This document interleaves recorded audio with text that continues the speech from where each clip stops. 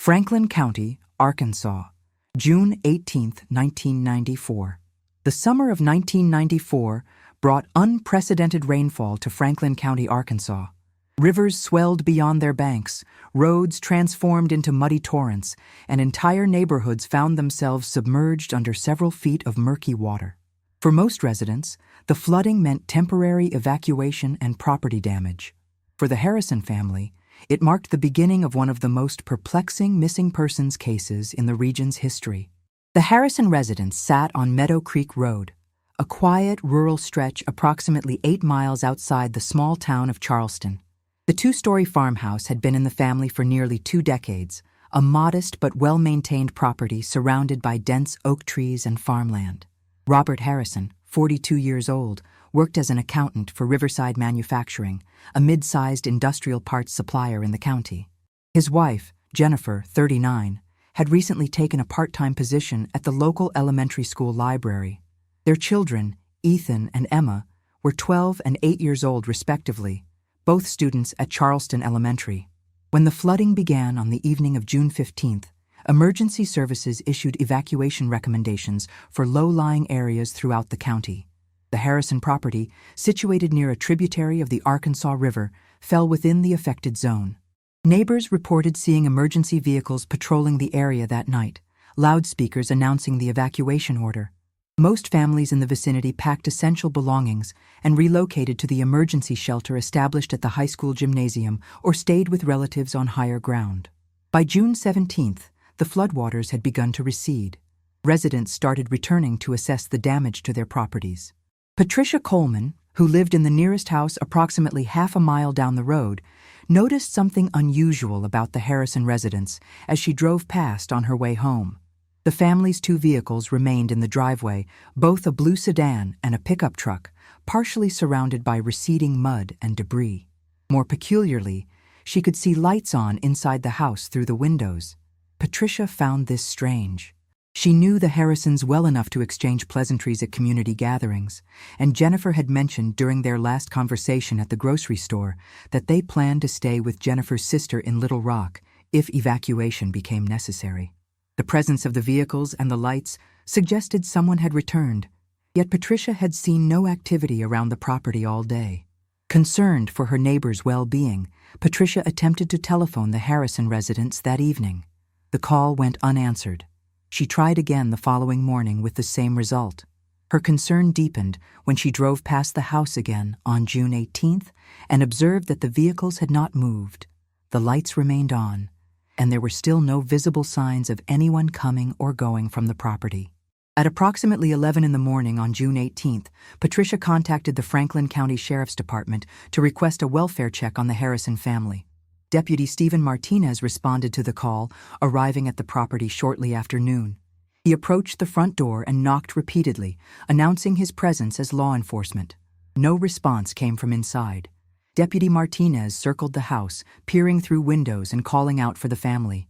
The flooding had left a coating of mud and debris around the foundation, but the structure itself appeared intact with no visible damage. Through the living room window, he observed furniture in its usual arrangement, family photographs on the walls, and notably, the television set in the corner, displaying the characteristic static snow pattern of a channel with no signal. Unable to make contact with anyone inside and growing concerned about potential injuries or medical emergencies related to the flooding, Deputy Martinez made the decision to enter the residence. He returned to his patrol vehicle to radio for backup and request permission to conduct a forced entry for welfare check purposes. Within 20 minutes, Deputy Amanda Richards arrived to assist. The deputies entered through the front door, which they found unlocked. The interior of the house presented an eerily normal scene. No signs of struggle or disturbance were immediately apparent. The living room appeared tidy, with magazines neatly stacked on the coffee table and children's toys organized in a basket near the fireplace. The television continued its steady display of static, the sound muted, but the screen glowing with that distinctive pattern of white noise. A systematic search of the house revealed more puzzling details. In the kitchen, dishes sat clean and stacked in the drying rack beside the sink. The refrigerator contained food, some of which had begun to spoil, suggesting the power had been restored after a brief outage during the peak of the flooding. Upstairs, the bedrooms showed no signs of hasty packing or departure. Clothing hung in closets, toiletries remained in the bathroom, and the children's beds were neatly made. Most significantly, the deputies discovered that valuable items remained untouched throughout the house. Jennifer's jewelry box sat undisturbed on the bedroom dresser. Robert's wallet lay on the nightstand containing his driver's license, credit cards, and approximately $200 in cash. Family photographs, a camera, and other personal effects showed no indication that the family had packed for an extended absence. In Robert's home office, a small room on the ground floor that he used for personal paperwork and occasional work-from-home days, Deputy Martinez discovered the desk organized with files and documents relating to household finances and what appeared to be work-related materials. A desktop computer sat powered off but connected. The calendar on the wall showed appointments marked through the end of June and into July. The deputies contacted Sheriff David Thompson to report their findings. The situation had escalated from a routine welfare check to a potential missing persons case. The family's vehicles remained parked outside, their personal belongings untouched, yet the Harrisons themselves were nowhere to be found. Sheriff Thompson arrived at the scene within the hour, bringing additional deputies and beginning the process of documenting the residence as part of an official investigation. Investigators photographed every room, cataloging the contents and searching for any indication of where the family might have gone or what might have happened to them. The lack of forced entry, the absence of signs of struggle, and the presence of valuable items suggested the family had not been victims of a home invasion or robbery. The unlocked front door raised questions about whether they had left voluntarily or been taken by someone they knew and trusted. As the afternoon progressed, Sheriff Thompson authorized a wider search of the property grounds. Deputies and volunteer search and rescue personnel combed through the surrounding acreage, checking outbuildings, the barn, and areas where flooding might have created dangerous conditions. Search dogs were brought in to track any potential scent trails. The animals showed interest in paths leading away from the house toward the main road, but lost the trail in areas where floodwaters had recently covered the ground. By evening, local news outlets had caught wind of the developing story. Television crews arrived, filming the Harrison property from the road as investigators continued their work. The case of the missing Harrison family quickly became the lead story on regional news broadcasts. Reporters interviewed neighbors who uniformly described the Harrisons as a quiet, normal family with no known enemies or troubles. Patricia Coleman spoke to investigators at length about her interactions with the family. She mentioned that Jennifer had seemed her usual self during their last conversation at the grocery store approximately 1 week before the flooding began. Jennifer had discussed ordinary matters regarding the upcoming end of the school year and summer plans for the children. Nothing in the conversation had struck Patricia as unusual or concerning. Other neighbors provided similar accounts. The Harrisons were well regarded in the community, regularly attending services at the local Methodist church and participating in school events for their children. Robert was known as reliable and professional in his work. Jennifer volunteered for various school activities and was considered warm and friendly by those who knew her. The children appeared happy and well-adjusted, with Ethan showing particular talent in mathematics and Emma excelling in art classes. As darkness fell on June 18th, the Franklin County Sheriff's Department officially classified the case as a missing persons investigation involving 4 individuals. The Arkansas State Police were notified and began coordinating resources to assist with the search. An official missing persons report was filed, and information about the Harrison family was entered into state and national databases. The television in the living room continued its display of static throughout the evening, that hypnotic pattern of white noise that would become one of the most haunting and discussed aspects of the case. Investigators unplugged the set and tagged it as potential evidence, though they could not immediately determine what significance, if any, it might hold. Had someone deliberately left it on as a signal or message? Or was it simply overlooked in a moment of crisis or hasty departure?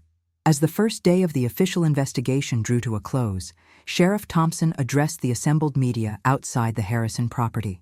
He confirmed that 4 members of a local family were unaccounted for and that a full investigation was underway. He asked anyone with information about the Harrisons' whereabouts or activities in the days leading up to their disappearance to contact the sheriff's department immediately. The community of Charleston, a town of fewer than 3,000 residents where everyone seemed to know everyone else, was shaken by the news. How could an entire family simply vanish? Where could they have gone without their vehicles, their money, or their personal belongings? And why would they leave their home unlocked with the television playing to an empty room? As investigators prepared to return the following morning to continue their search for answers, one question dominated every conversation about the case. In an age before widespread cell phone usage and internet communication made constant contact the norm, the Harrison family had disappeared into a void that offered no easy explanations. The house held its secrets close, revealing nothing about the fate of its inhabitants beyond that single, unsettling detail. A television left on, broadcasting nothing but static to walls that had witnessed whatever had truly happened in the Harrison home during those critical hours when an entire family ceased to exist in the world they had known. The investigation was just beginning, and already it promised to challenge everything the small community thought it understood about safety, trust, and the fragile nature of ordinary life. Franklin County, Arkansas, June 19th through June 23rd, 1994. The morning of June 19th brought renewed urgency to the search for the Harrison family. Sheriff David Thompson assembled an expanded investigative team that included detectives from the Arkansas State Police, forensic specialists, and additional deputies from neighboring counties. The case had captured regional attention, with media outlets from Little Rock and Fort Smith sending reporters to cover the developing story. Detective Michael Carter from the State Police Major Crimes Unit took the lead role in coordinating the investigation. A veteran investigator with 15 years of experience, Carter had worked numerous missing persons cases, though few as perplexing as the Harrison disappearance. His first action was to establish a detailed timeline of the family's last known activities. Investigators began conducting extensive interviews with everyone who had recent contact with the Harrison family. School records showed that both Ethan and Emma had attended classes on Friday, June 10th, the last day of the school year before summer break. Teachers reported nothing unusual about either child's behavior or demeanor that day. Ethan had turned in a final mathematics project that earned him an excellent grade. Emma had participated enthusiastically in an end-of-year art show, proudly displaying a watercolor painting of her family's farmhouse. Jennifer Harrison had worked her regular shift at the school library on that same Friday. The head librarian, Margaret Foster, recalled Jennifer being in good spirits, discussing plans to take the children to visit her sister in Little Rock during the summer.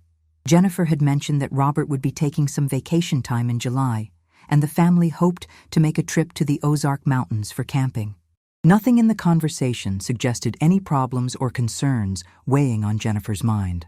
Robert Harrison's workplace proved more complicated to investigate. Riverside Manufacturing employed approximately 120 people at its facility near the town of Ozark, about 20 miles from the Harrison residence. As the company's senior accountant, Robert managed payroll, accounts receivable and payable, and maintained financial records for the business operations. James Wilson, the owner and president of Riverside Manufacturing, cooperated fully with investigators. He described Robert as a dedicated and trustworthy employee who had worked for the company for nearly 8 years. Robert's last day at the office had been Thursday, June 9th.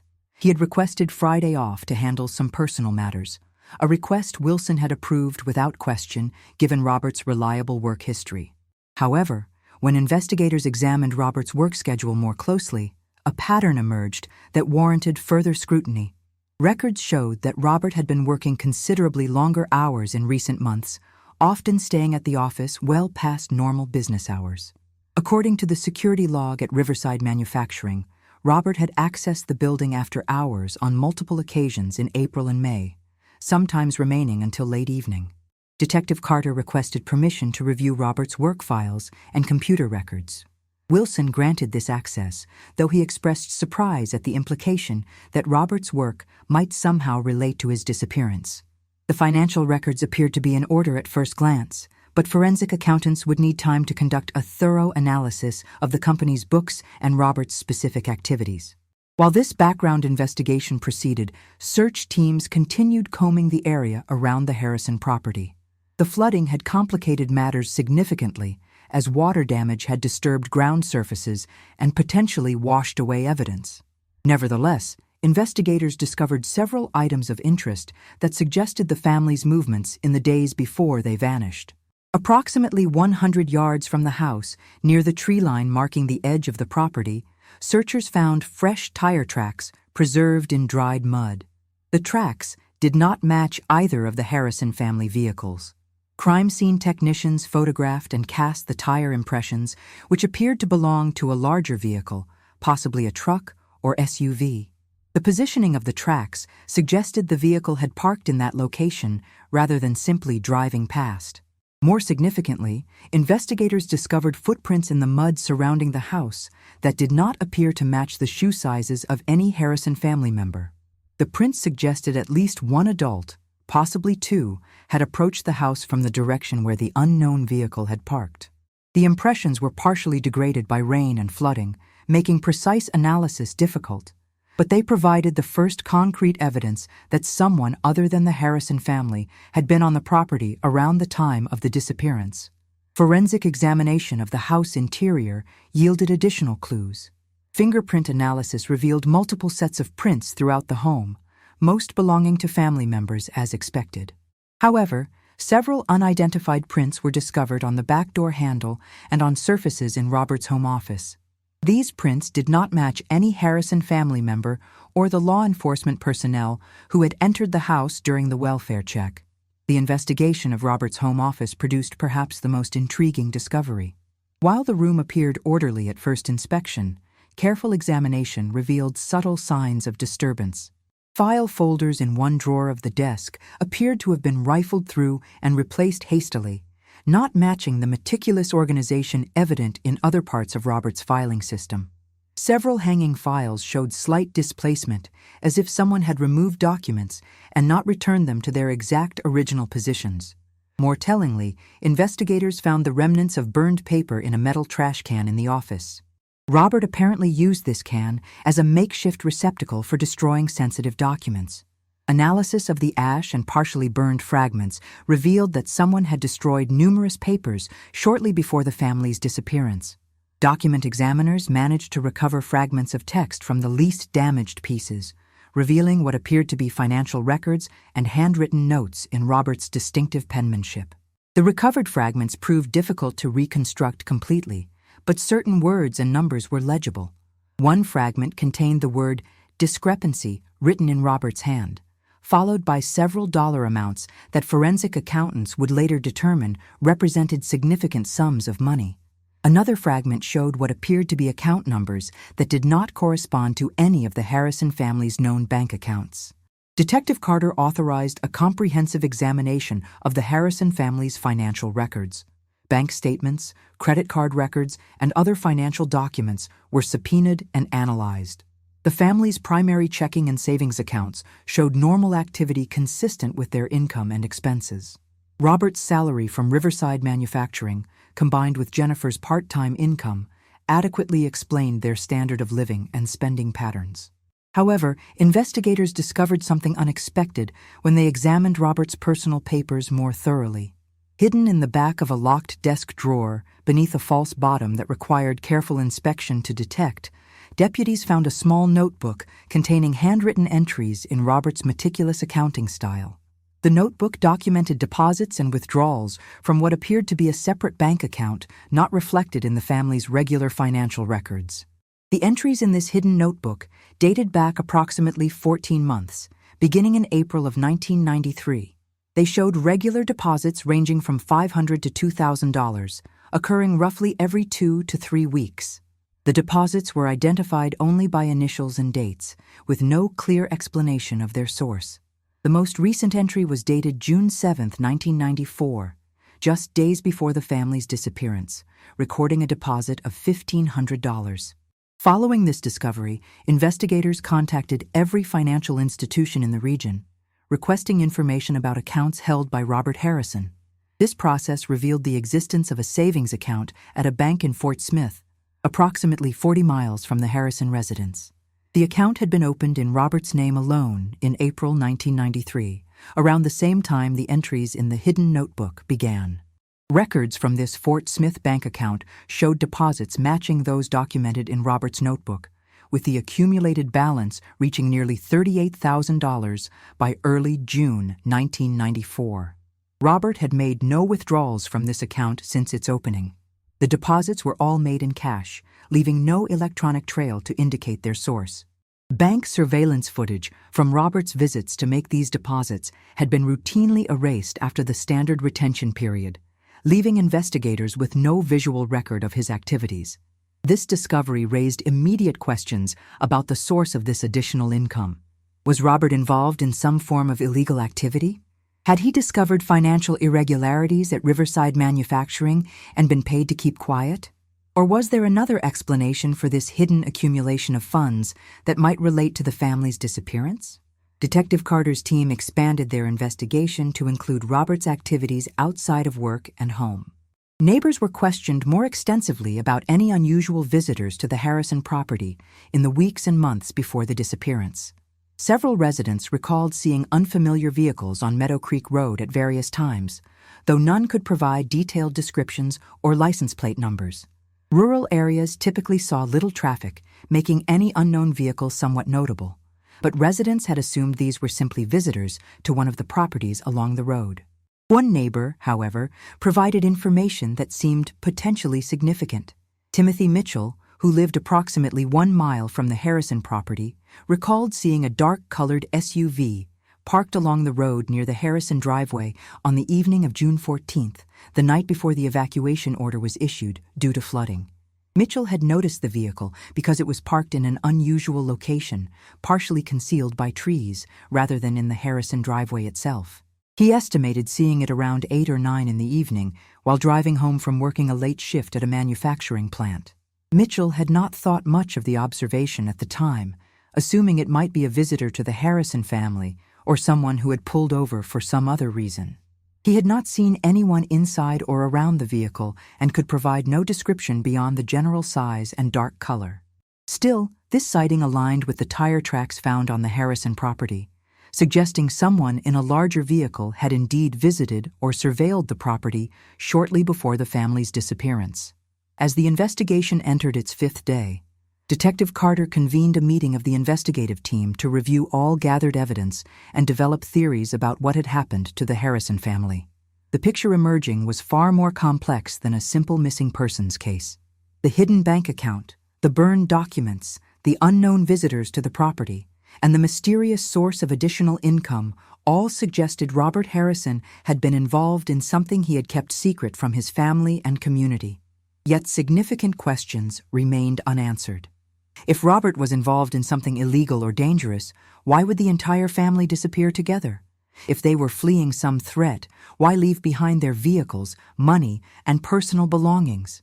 And what significance, if any, did that television broadcasting static hold in understanding what had happened?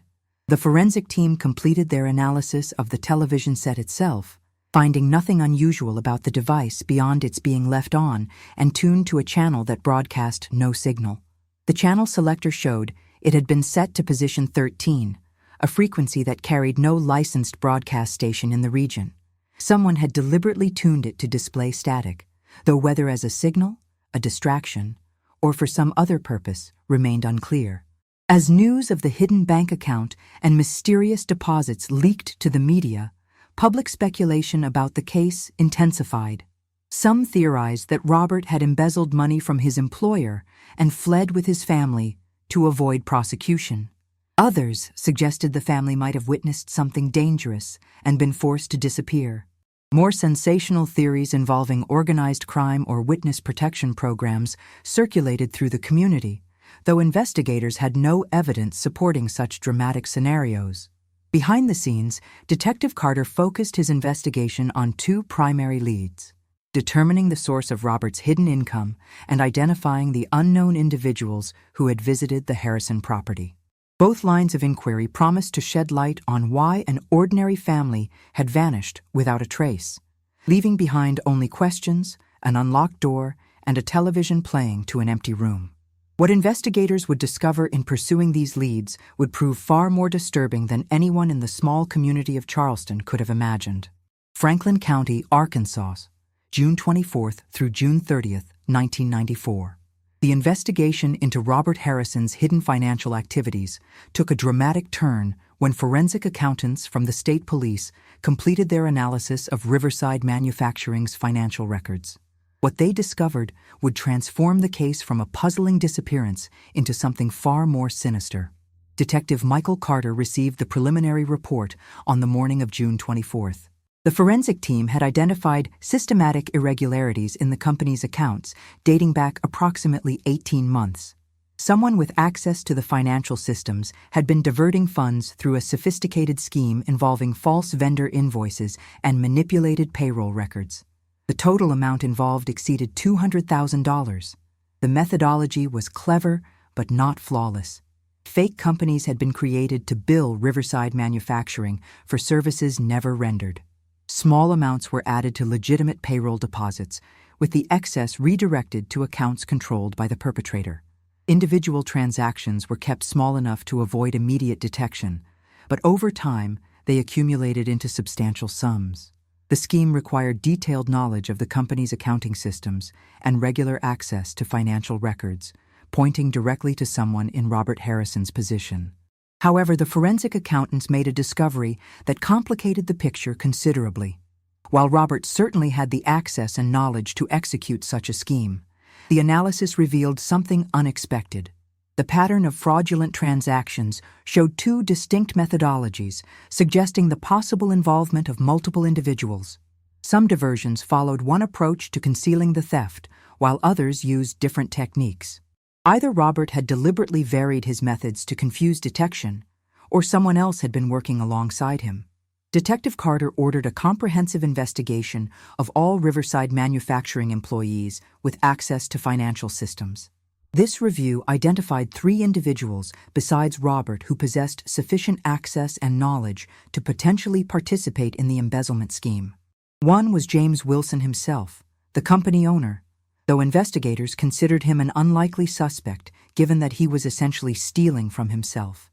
The other 2 were Christopher Miller, the company's purchasing manager, and Daniel Foster, who worked as Robert's assistant in the accounting department. Investigators brought both Miller and Foster in for questioning. Christopher Miller, 48 years old, had worked at Riverside Manufacturing for 12 years, managing vendor relationships and purchase orders.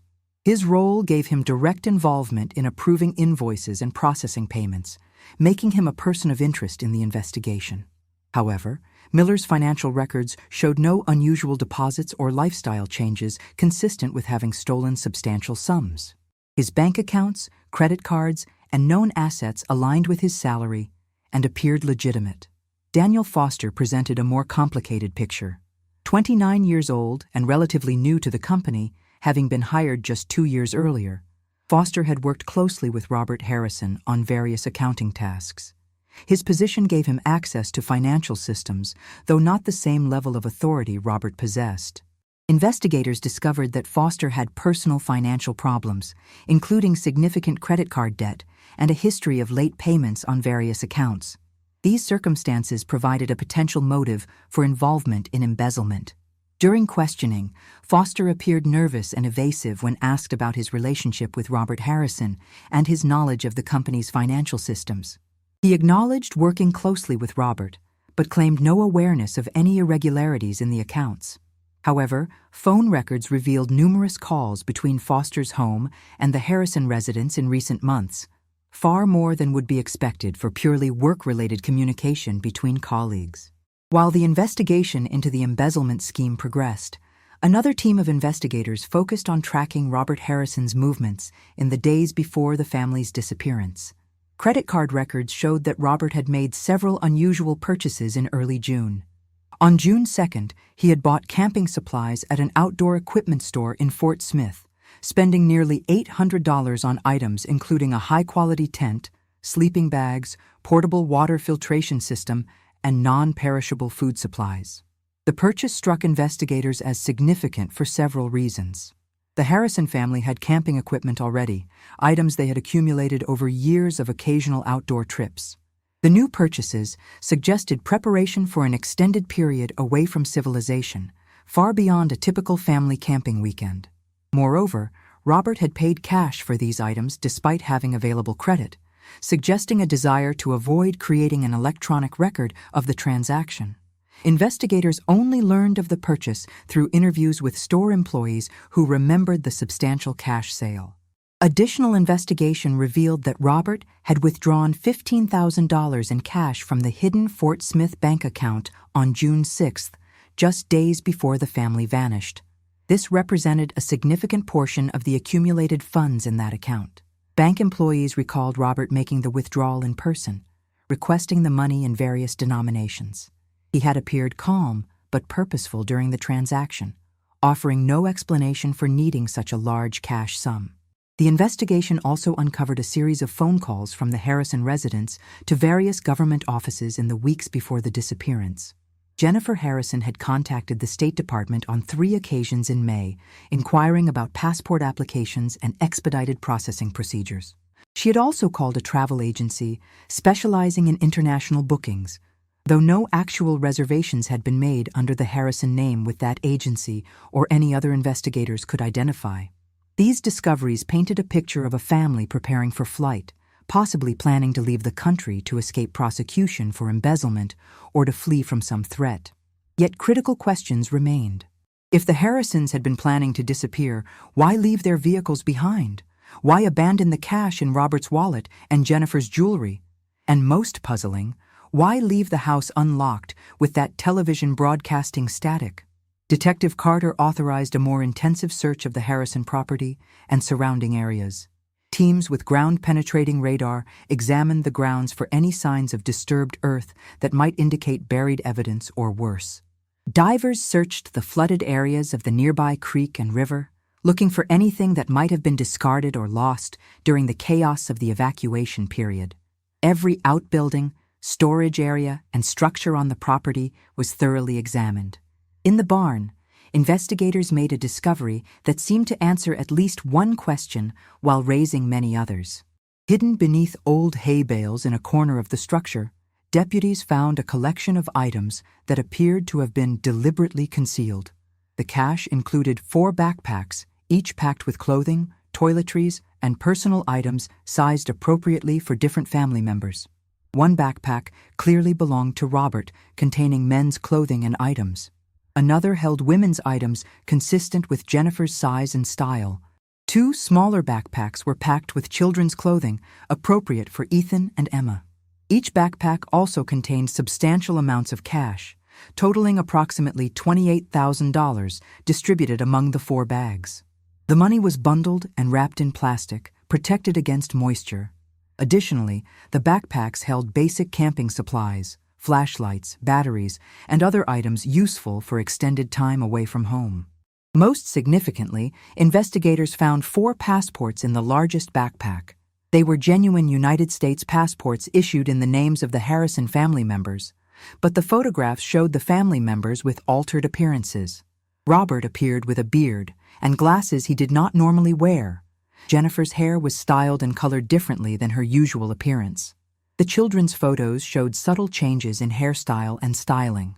The passports had been issued through legitimate channels in April 1994, approximately 2 months before the disappearance. The applications had been submitted through a regional passport office, with all proper documentation provided.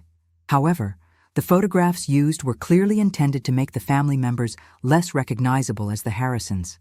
The names on the passports were their own legal names, but the images suggested an attempt at disguise. This discovery fundamentally altered the investigation's direction. The hidden backpacks indicated the family had indeed been planning to flee, likely leaving the country. They had prepared escape supplies and obtained passports with disguised appearances.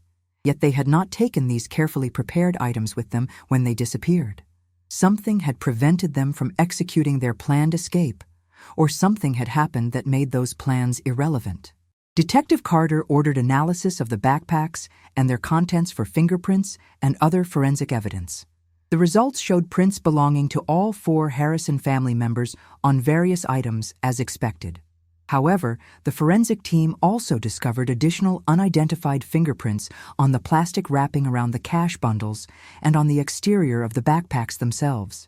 These prints did not match any Harrison family member or anyone in law enforcement databases.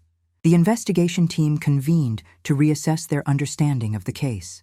The evidence suggested a complex situation involving embezzlement, flight planning, and unknown individuals who had handled the family's escape supplies.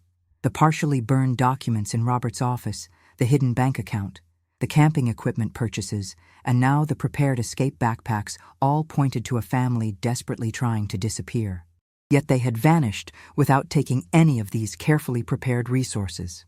As investigators worked to identify the unknown fingerprints and trace the source of Robert's hidden income, another piece of the puzzle emerged from an unexpected source. A postal inspector, conducting a routine review of mail forwarding requests, discovered that Jennifer Harrison had submitted a change of address form in late May.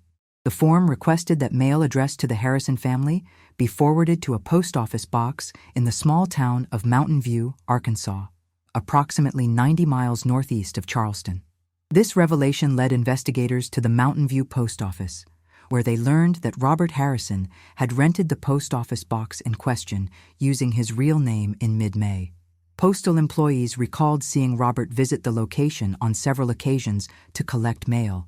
When investigators examined the box's rental records and surveillance footage from the post office, they confirmed Robert had accessed the box as recently as June 8th, just days before the disappearance.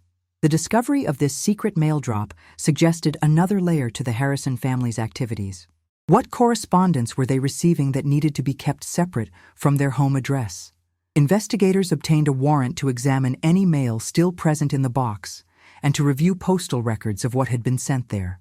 The box contained several pieces of mail, including bank statements from the Fort Smith account, travel brochures for various international destinations, and most intriguingly, several letters with no return address postmarked from Little Rock. The contents of these anonymous letters would prove crucial to understanding what had happened to the Harrison family. Inside were handwritten notes containing warnings. The messages were brief but alarming, cautioning Robert that his activities had been discovered and that dangerous individuals were looking for him. The most recent letter, dated June 10th, contained a more specific warning suggesting that Robert needed to execute his escape plans immediately, as time was running out. The letter was signed only with the initials CM. Handwriting analysis confirmed the letters were all written by the same individual, and attempts to trace their origin began immediately. The postmarks from Little Rock provided a geographic starting point, but the lack of return addresses and the generic nature of the stationery used made identification difficult. However, the initials CM seemed potentially significant. Could they refer to Christopher Miller, the Riverside manufacturing purchasing manager? Or was there another individual with those initials involved in the situation? As June drew to a close, the investigation had uncovered a web of secrets, financial crimes, and warning signs that the Harrison family had known they were in danger. The evidence suggested they had been planning to disappear, yet when they finally vanished, they had left behind all their carefully prepared resources. The television broadcasting static, the unlocked door, the abandoned vehicles, all seemed less like oversights and more like deliberate signals or messages. But signals to whom? And what had ultimately happened during those critical hours when an entire family ceased to exist in their former lives? The answer, investigators were beginning to realize, might be far more complicated and disturbing than anyone had initially imagined. Franklin County and beyond, July 1st through July 15th, 1994. The breakthrough in the Harrison investigation came from an unexpected direction. On July 1st, the Federal Bureau of Investigation's Financial Crimes Division contacted Detective Michael Carter regarding an ongoing investigation that appeared to intersect with the Harrison case. What the FBI revealed would transform the investigation from a local missing persons case into part of a far-reaching federal operation. FBI Special Agent Rebecca Martinez had been investigating a sophisticated money laundering operation operating across multiple states in the region. The scheme involved legitimate businesses being used as fronts to process illicit funds from various criminal enterprises. Over the past 8 months, her team had identified several companies in Arkansas, Missouri, and Oklahoma that appeared to be participating in the network, either knowingly or through compromised employees. Riverside Manufacturing had come to the FBI's attention 3 months earlier in April 1994 when financial analysis revealed unusual patterns in the company's accounts. The investigation had focused initially on the possibility that the company itself was complicit in money laundering. But further analysis suggested instead that someone within the organization had been manipulated or coerced into facilitating illegal transactions. Special Agent Martinez explained that the money laundering network was controlled by an organized crime group based in the Kansas City area with connections throughout the Midwest. The organization operated primarily through intimidation and corruption, identifying vulnerable employees at legitimate businesses and either bribing or threatening them into cooperation. The scheme was sophisticated, using layered transactions and false documentation to obscure the origins of illegal funds. The FBI had identified several individuals connected to this criminal network who had been operating in Arkansas during the period of Robert Harrison's involvement with the embezzlement at Riverside Manufacturing. Surveillance and wiretap evidence had captured references to an accountant at a manufacturing company in northwest Arkansas who was being used to process funds through the business. While no names were mentioned in the intercepted communications, the description and location matched Robert Harrison's situation precisely. Special Agent Martinez shared additional intelligence that sent the investigation in a disturbing new direction. The criminal organization had a history of eliminating individuals who became liabilities to their operation. When employees who had been coerced into cooperation attempted to extricate themselves or threatened to cooperate with law enforcement, they frequently disappeared. The FBI had documented at least 4 cases in the past 3 years where individuals connected to the money laundering network had vanished under mysterious circumstances, their bodies never recovered. This revelation cast the Harrison disappearance in an entirely new light. Robert had not been simply embezzling funds for personal gain. He had been caught up in a criminal enterprise far larger and more dangerous than anyone had realized. The hidden bank account, the cash deposits, the sophisticated nature of the financial manipulations all suggested Robert had been processing money for this criminal organization, likely under duress. The FBI obtained authorization to share relevant portions of their investigation files with Detective Carter and the Arkansas State Police. Among the materials provided were surveillance photographs taken by federal agents monitoring individuals connected to the criminal network. Several photos showed a man identified as Gregory Walsh, 43 years old, who served as an enforcer and operative for the Kansas City organization. Walsh had an extensive criminal record, including assault, extortion, and suspected involvement in several unsolved disappearances. Significantly, FBI surveillance had placed Gregory Walsh in northwestern Arkansas during the first 2 weeks of June 1994. Cell phone records, though less sophisticated and comprehensive in that era than they would later become, showed Walsh's phone connecting to towers in the Fort Smith and Charleston area multiple times between June 8th and June 15th. The FBI had been tracking Walsh as part of their broader investigation, but had not known his specific purpose in Arkansas until the connection to the Harrison case emerged. Detective Carter immediately ordered a comparison of Walsh's physical characteristics and known vehicles to the evidence collected at the Harrison property. Gregory Walsh was known to drive a dark blue SUV matching the general description provided by the neighbor who had seen an unfamiliar vehicle near the Harrison property on June 14th. More conclusively, Walsh's fingerprints on file with law enforcement matched several of the unidentified prints found in Robert Harrison's home office and on the backpacks hidden in the barn. This evidence established definitively that Walsh had been inside the Harrison home and had handled the family's prepared escape supplies. The implications were deeply troubling.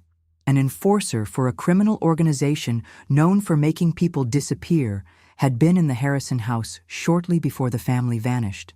The conclusion seemed inescapable. The criminal network had discovered Robert's plans to flee and had taken action to prevent it.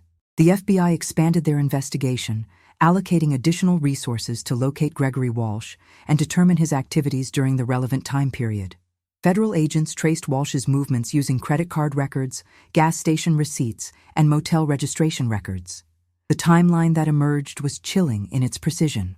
Walsh had arrived in Fort Smith on June 6th, the same day Robert Harrison made the large cash withdrawal from the hidden bank account. Surveillance footage from a gas station near Mountain View, where Robert had rented the post office box, showed Walsh's SUV at the location on June 8th, the same day Robert had last accessed the mail drop.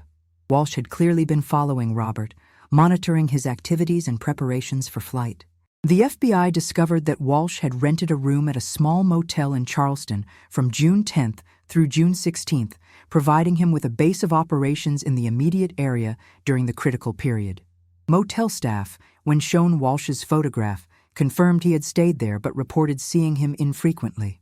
He had come and gone at irregular hours, often returning very late at night or in the early morning hours. Most significantly, the motel's parking lot security camera, which operated only intermittently due to technical issues, had captured footage of Walsh's SUV returning to the property at approximately 3:30 in the morning on June 15th, just hours before the flooding began in earnest. The brief video clip showed Walsh exiting the vehicle alone, but the angle and lighting made it impossible to see clearly into the vehicle's interior or determine if anyone else might have been present. Investigators now faced a critical question. Had Gregory Walsh abducted or harmed the Harrison family, or had he facilitated their disappearance into some form of protective custody or hiding arranged by the criminal organization? The FBI's profile of Walsh suggested he was capable of extreme violence, but his role within the organization sometimes involved relocating individuals or coercing cooperation rather than elimination. The investigation team turned their attention to the mysterious letters sent to Robert at the Mountain View post office box. The initials CM on those warning letters took on new significance. FBI analysis of the handwriting and the specific information contained in the warnings suggested the author had inside knowledge of both the criminal organization's activities and Robert's situation. A breakthrough came when federal agents investigating associates of the Kansas City organization identified a potential match for those initials.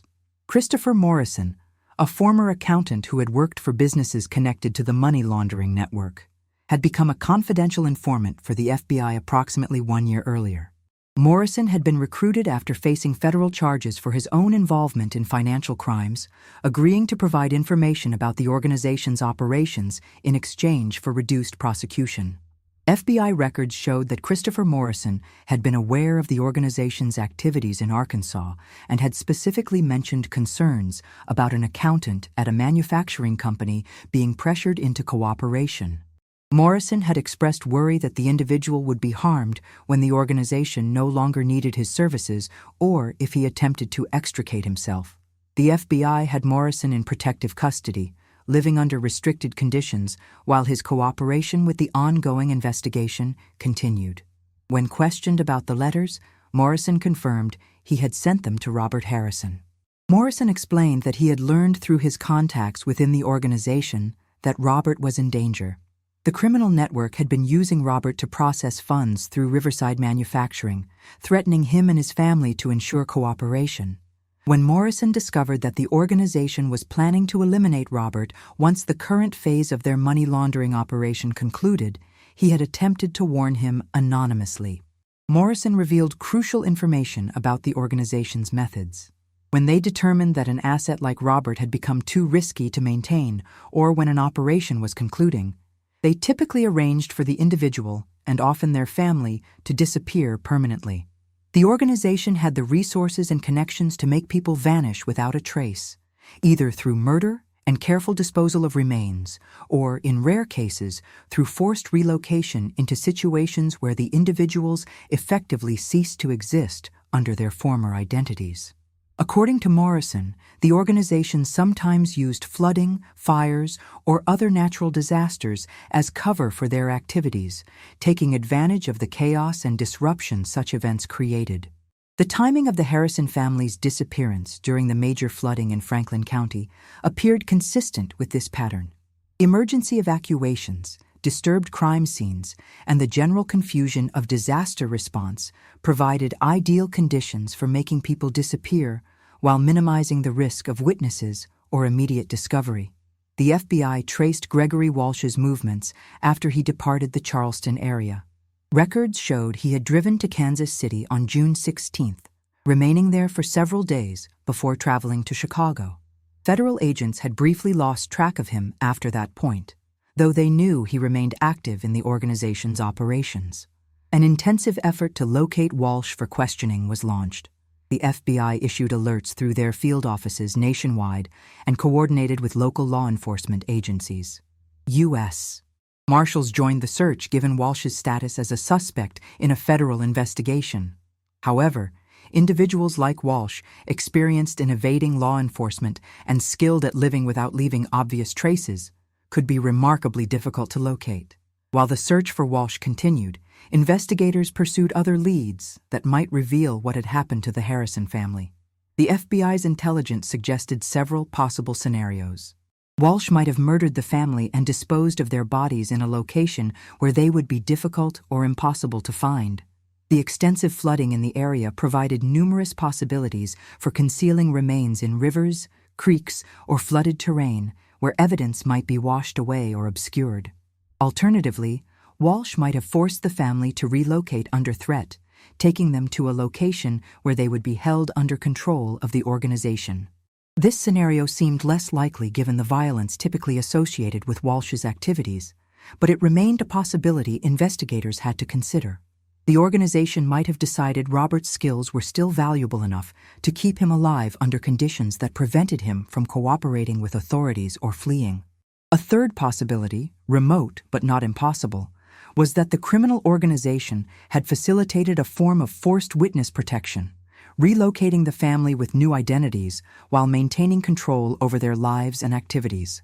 This would allow the organization to potentially use Robert's accounting skills in the future while ensuring his silence about their operations. As mid-July approached, Detective Carter coordinated with the FBI to expand the search beyond Arkansas.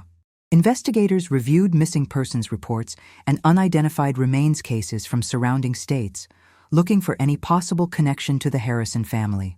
They examined reports of families who had recently appeared in various communities, particularly those matching the Harrison family's composition and approximate ages. Financial institutions across the region were alerted to watch for any use of the Harrison family's identification documents or any activity on their known accounts. Social security numbers, driver's license information, and other identifying data were flagged in databases nationwide. If the family was alive somewhere, any attempt to access services or conduct normal transactions would potentially generate leads for investigators to pursue. The case had evolved from a local mystery into a federal investigation involving organized crime, money laundering, and potential murder. The small community of Charleston struggled to comprehend that the quiet accountant who lived on Meadow Creek Road had been entangled with dangerous criminals operating across multiple states. The television broadcasting static, once the most puzzling aspect of the case, now seemed like a minor detail in a far more complex and sinister situation. As investigators worked to locate Gregory Walsh and determine the ultimate fate of the Harrison family, one thing had become painfully clear.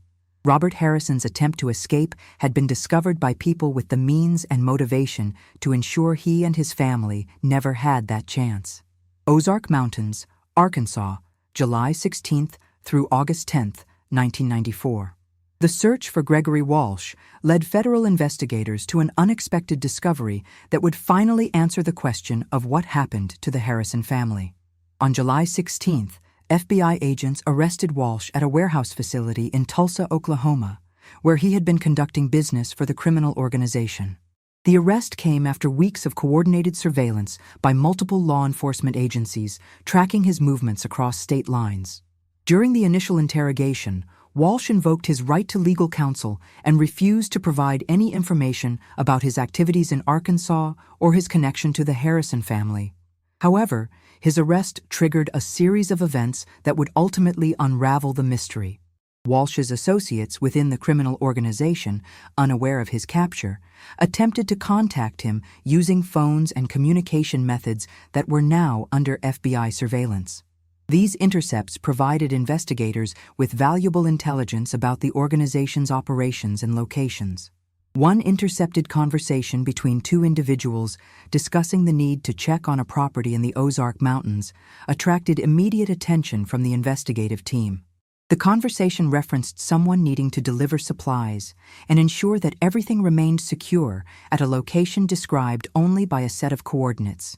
The cryptic nature of the discussion and the urgency conveyed suggested the site held significant importance to the organization's operations. FBI analysts worked to identify the exact location referenced in the intercepted conversation. The coordinates pointed to a remote area in the Ozark National Forest, approximately 60 miles northeast of Charleston, in a rugged, heavily forested region with limited road access. The area was known for its isolation, with few permanent residents and terrain that made casual exploration difficult and dangerous for those unfamiliar with the mountains. Special Agent Rebecca Martinez organized a tactical operation to investigate the location. On July 20th, a team of FBI agents, U.S. Marshals, and Arkansas State Police officers assembled for the mission. The operation required careful planning given the remote location and the possibility of encountering armed individuals if the site was being used for criminal activities. Helicopter support was arranged to provide aerial surveillance and rapid response capability if needed. The team approached the coordinates through difficult terrain, following old logging roads that had been largely reclaimed by forest vegetation. Approximately 2 miles from the specified location, they abandoned their vehicles and proceeded on foot to avoid alerting anyone who might be present. The mountain wilderness was dense with oak and pine forests, rocky outcroppings, and steep ravines that made progress slow and physically demanding. As the team moved closer to the target coordinates, signs of recent human activity became apparent. A rough trail showed evidence of vehicle traffic, though not heavily used. The vegetation alongside the trail had been disturbed, suggesting people had moved through the area carrying supplies or equipment. The team proceeded with heightened caution, weapons ready, uncertain what they would find at the location. The coordinates led to a small clearing in the forest where investigators discovered a cabin structure that appeared on no maps or property records. The building was old but had been recently maintained, with repairs evident to the roof and walls. The cabin was constructed primarily of logs and rough lumber, blending into the surrounding forest in a way that made it nearly invisible from any distance. A generator sat beside the structure, recently used, based on the warmth still radiating from its engine. The tactical team secured the perimeter and approached the cabin with standard law enforcement procedures for potentially dangerous situations. Agents announced their presence and authority, calling for anyone inside to exit with hands visible. For several long moments, no response came from within the structure. The silence of the mountain forest was broken only by the sound of birds and wind through the trees. Then the cabin door opened slowly. Robert Harrison emerged with his hands raised, followed by Jennifer, and finally the 2 children, Ethan and Emma. All 4 family members appeared alive, though dramatically changed from their photographs. Robert had grown the beard seen in his disguised passport photo and looked significantly thinner than his pre-disappearance appearance. Jennifer's hair showed gray roots growing out from the brown color she had been maintaining. The children looked older than their years, their faces showing the strain of their ordeal. The discovery sent shockwaves through the investigative team and the law enforcement community. After nearly 2 months of searching, fearing the worst, investigators had found the Harrison family alive in a hidden mountain refuge. The relief was immediate, but questions multiplied exponentially. How had they come to be in this remote location? Had they been held against their will? Why had they not attempted to contact authorities or seek help? Medical personnel who had accompanied the operation examined the family immediately. Despite their physical changes and obvious stress, all 4 family members were in reasonably good health. They showed signs of malnutrition and the psychological toll of their experience, but no evidence of physical abuse or violent trauma. The children clung to their parents, frightened by the sudden appearance of law enforcement, but clearly relieved by the presence of outside intervention. The cabin interior revealed how the family had been surviving in isolation. Supplies of non-perishable food lined makeshift shelves, though stocks were running low. A propane cooking system provided means to prepare meals. Sleeping bags and camping equipment filled one corner of the single-room structure. Books, including educational materials for the children, suggested attempts to maintain some normalcy and continue Ethan and Emma's schooling during their confinement. Most significantly, investigators found evidence that the family had not been free to leave. The cabin's door showed signs of having been secured from the outside with a heavy padlock at some point, though it had been unlocked when the tactical team arrived. The windows were reinforced with bars that prevented escape. A journal kept by Jennifer documented their experience, revealing the terrifying circumstances that had brought them to this mountain prison. The journal entries began on June 15th, the day after the family disappeared from their home. Jennifer's handwriting, initially steady and controlled, became increasingly irregular and emotional as the entries progressed. The early passages described how Gregory Walsh had appeared at their home on the evening of June 14th, armed and accompanied by another individual. Walsh had made it clear that the family's lives depended on their complete cooperation. According to Jennifer's account, Walsh had known about Robert's plans to flee. The criminal organization had discovered Robert's preparations, the passports, the hidden escape supplies, and the warnings from Christopher Morrison. Rather than eliminate Robert immediately, the organization had decided on a different approach. They would hold the family in isolation while the money laundering operation concluded and while they determined whether Robert's cooperation could still be valuable. The journal revealed that Walsh had forced the family to stage their disappearance in a way that would confuse investigators. The television left broadcasting static had been Walsh's idea, a deliberate red herring to make the disappearance seem mysterious and potentially attract media attention, which would serve to complicate any investigation. The unlocked door, the vehicles left behind, the untouched valuables, all were calculated choices designed to create maximum confusion about what had happened.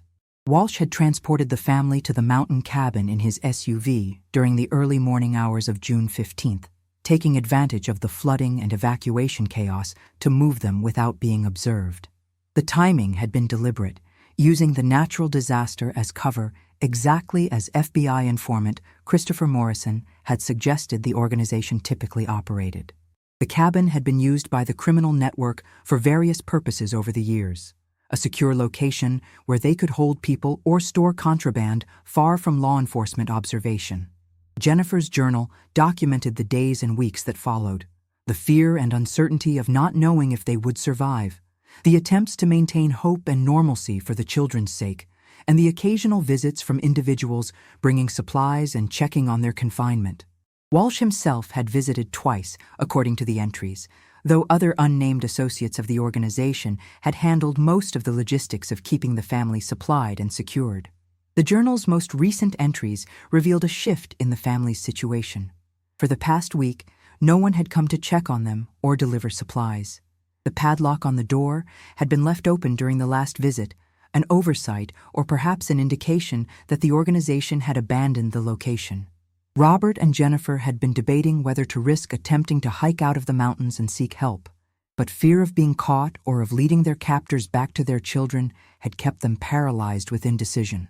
Federal agents arranged for the family's immediate transport to a secure medical facility where they could receive proper care and protection while the investigation continued.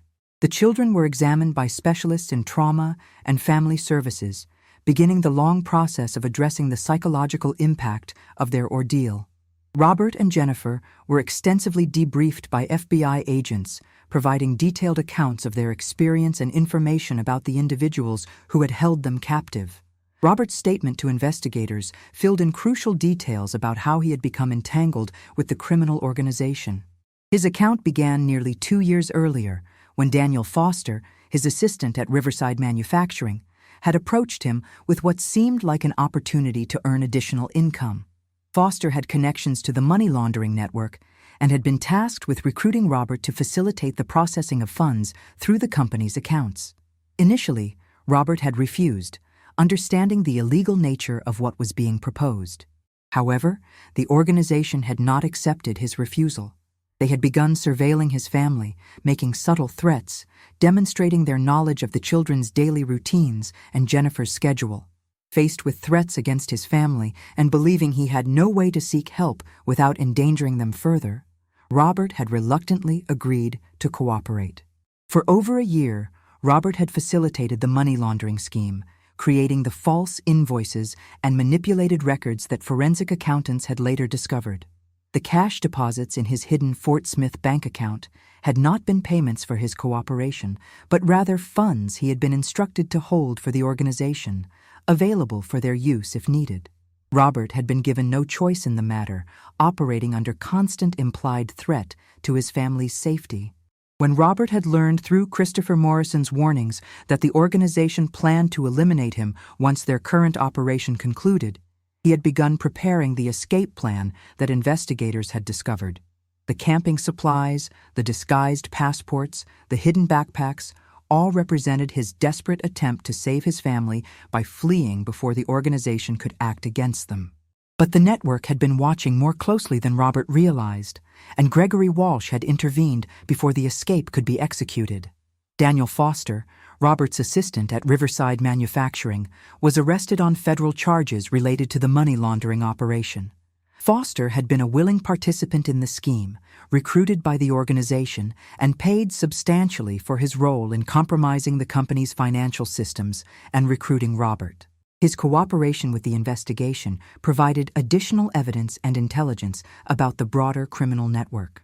The discovery of the Harrison family alive transformed the case from a tragic disappearance into a story of survival and resilience. However, the family's ordeal was far from over. They remained targets of a dangerous criminal organization that still operated despite the arrests of Gregory Walsh and several associates. The FBI arranged for the Harrisons to enter the Federal Witness Protection Program, receiving new identities and relocation to an undisclosed location where they could rebuild their lives free from the threat that had nearly destroyed them. As investigators processed the cabin site and gathered evidence for the prosecution of those responsible, one fact remained clear. The Harrison family's disappearance had never been about simple embezzlement or a family choosing to flee. It had been about ordinary people caught in the machinery of organized crime, their lives upended by forces beyond their control, surviving against tremendous odds in the hope that rescue would eventually come. And finally, after 57 days of captivity in an isolated mountain refuge, rescue had arrived. Multiple jurisdictions, August 1994 through March 1997. The rescue of the Harrison family marked the beginning of one of the most extensive federal prosecutions of organized crime activity in the region's history. The case expanded far beyond the single family held captive in the Ozark Mountains, ultimately exposing a criminal network that had operated across 6 states for nearly a decade. Special Agent Rebecca Martinez and the FBI's Organized Crime Task Force used the intelligence gathered from the Harrison case as a foundation for dismantling the broader money laundering operation.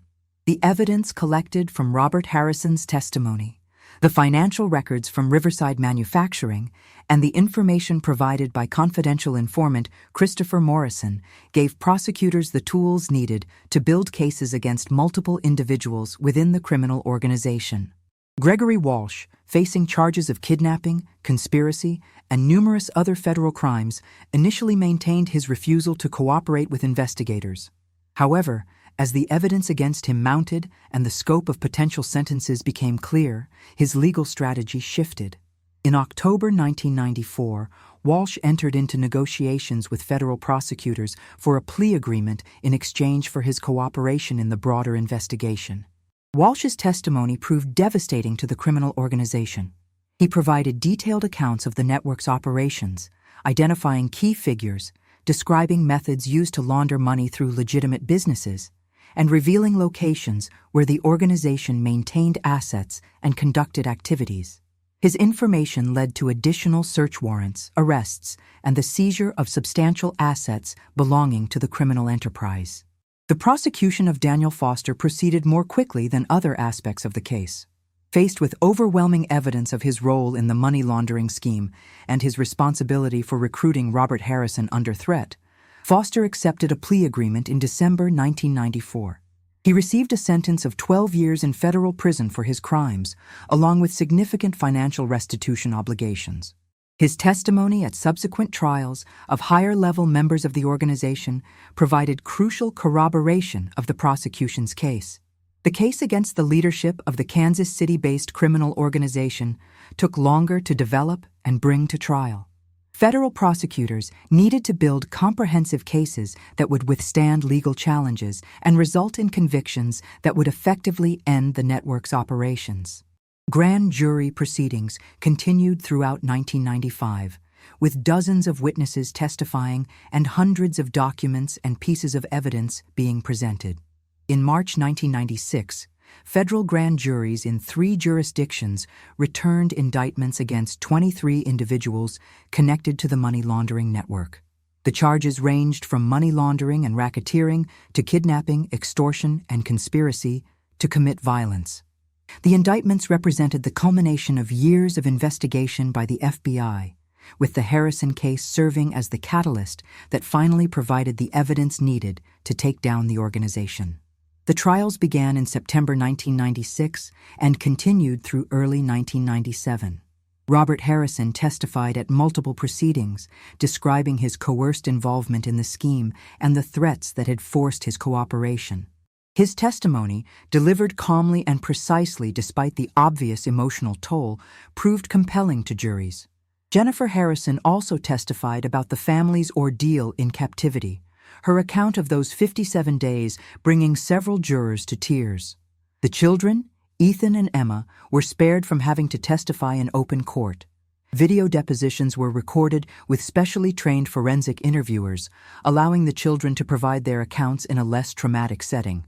These recordings were admitted as evidence in the trials, offering the jury insight into the impact of the crimes on the family's youngest members. Gregory Walsh, as part of his cooperation agreement, testified against his former associates in the criminal organization.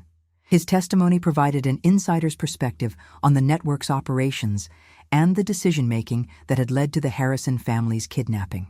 While his cooperation earned him a reduced sentence, Walsh still received 22 years in federal prison for his role in the crimes. The sentence reflected both the seriousness of his actions and his eventual assistance to law enforcement. The highest-ranking members of the organization received the most severe sentences. Anthony Russo, identified as the leader of the Kansas City operation, was convicted on multiple counts of racketeering, money laundering, and conspiracy. He received a sentence of 30 years in federal prison without possibility of parole. 4 of his top lieutenants received sentences ranging from 25 to 28 years for their roles in running various aspects of the criminal enterprise. In total, 19 of the 23 individuals indicted were convicted of federal crimes related to the money laundering network. The remaining 4 accepted plea agreements before their cases went to trial, receiving sentences between 8 and 15 years, depending on their level of involvement and cooperation with investigators.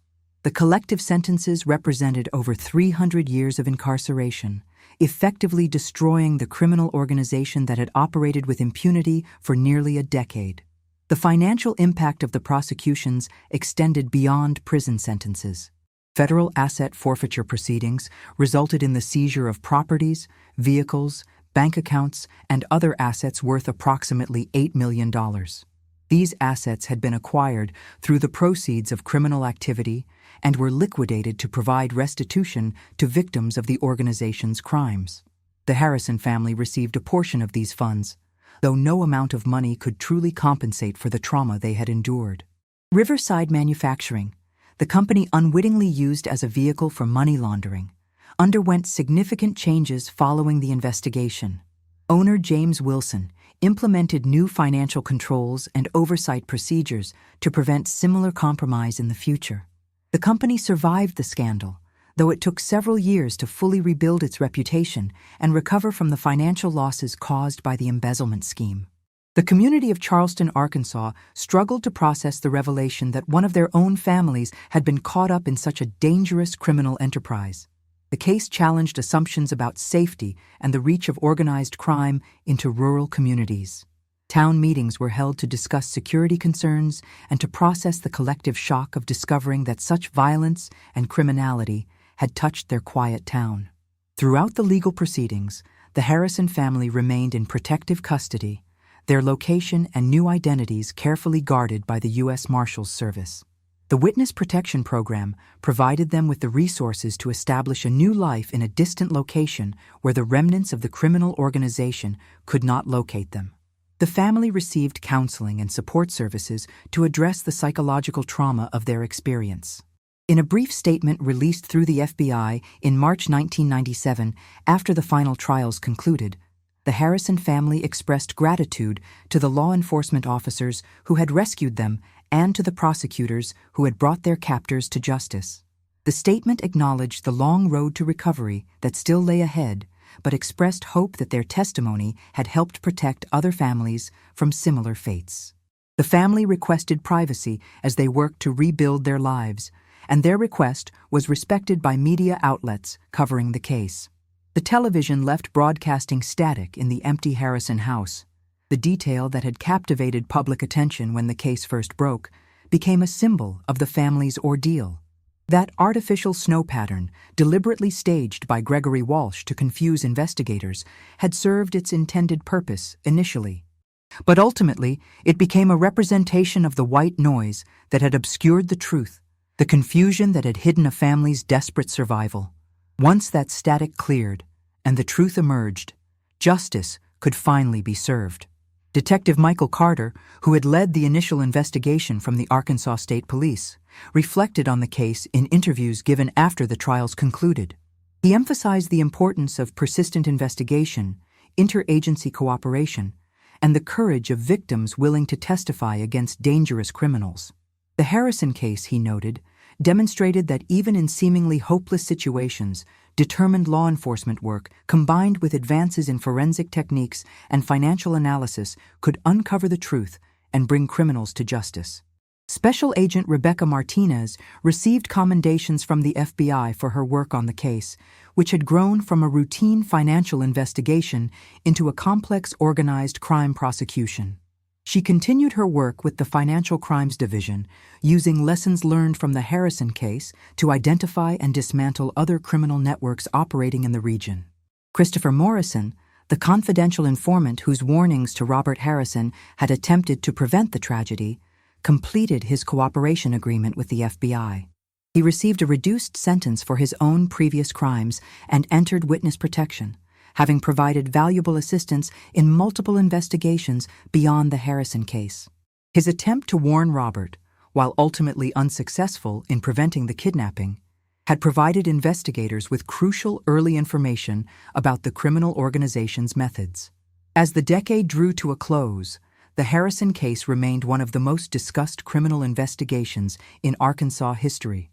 Legal scholars studied it as an example of successful prosecution of organized crime.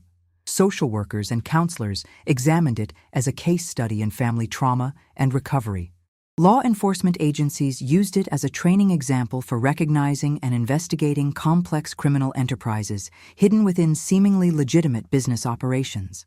The physical evidence from the case, including the television set that had broadcast static to an empty room, was preserved as part of the court record. That television, more than any other single piece of evidence, represented the intersection of technology, crime, and investigation that had defined the case. It stood as a reminder that sometimes the most puzzling details in an investigation are deliberately created to mislead, but persistent inquiry can eventually reveal the truth behind even the most carefully constructed deceptions. In the summer of 1994, a family had vanished during a flood, leaving behind only questions and that haunting image of a television playing to no one. By the spring of 1997, those questions had been answered, justice had been served, and a family had survived against terrible odds. The Harrison case demonstrated that even when evil seems overwhelming and hope appears lost, the dedication of law enforcement and the resilience of ordinary people can ultimately prevail. The floodwaters had receded, the static had cleared, and the truth, however painful, had finally been revealed.